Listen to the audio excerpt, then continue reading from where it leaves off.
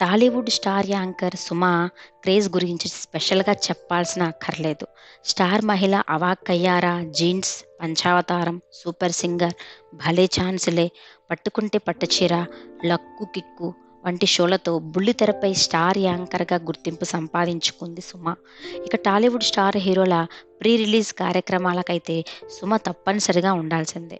ఇకపోతే ఈ యాంకర్ తన కుమారుడిని కూడా ఇండస్ట్రీ వైపు తీసుకొచ్చిన విషయం తెలిసిందే. రీసెంట్‌గా తెరకెక్కిన 'బబుల్ గమ్' సినిమాలో హీరోగా నటించాడు. మానస చౌదరి కథానాయికగా నటించిన ఈ మూవీ యువతను బాగా ఆకట్టుకున్నప్పటికీ బాక్సాఫీస్ వద్ద అట్టర్ ఫ్లాప్ అయింది.